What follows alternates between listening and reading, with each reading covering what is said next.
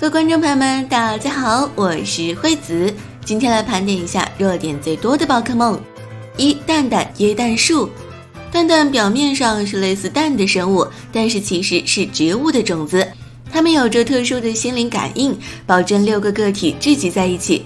如果某个意外丢失，它们会很快找到替代品。而椰蛋树3个头在想不同的事情，如果对战不集中精神，它们会动弹不得。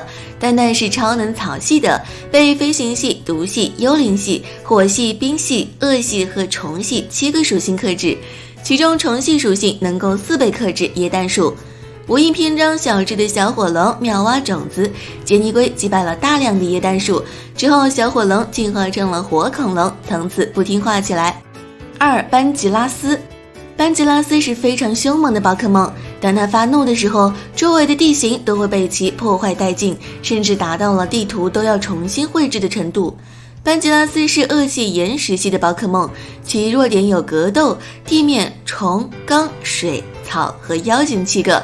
虽然班吉拉斯弱点多，但是其作为准神身板就不差，并且 S 级特性扬沙提升了 1.5 倍特防，超长内久的班吉拉斯就是超梦的波导弹都能接，4倍弱格斗又如何？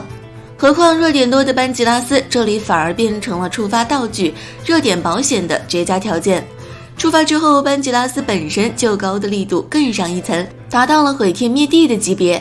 动画中班吉拉斯常作为反派宝可梦登场，战绩很差，典型的有艾兰的班吉拉斯被小只的皮卡丘轻松击败。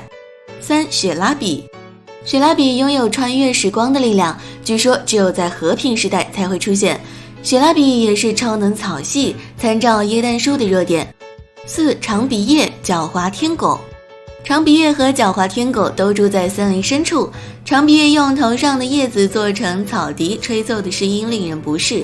过去狡猾天狗被奉为森林神明，会用蒲扇般的双臂挥出强风。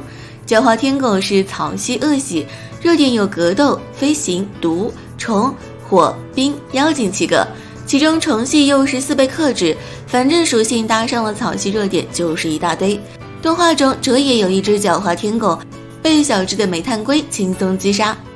5. 孟哥奈亚。孟哥奈亚是夜行性宝可梦，学会跟在旅行者身后，当旅行者虚弱的时候，它就会出手了结对方的性命。它也是草系恶系的宝可梦，种族分布比狡猾天狗还差，速度慢还是双刀，弱点参照狡猾天狗。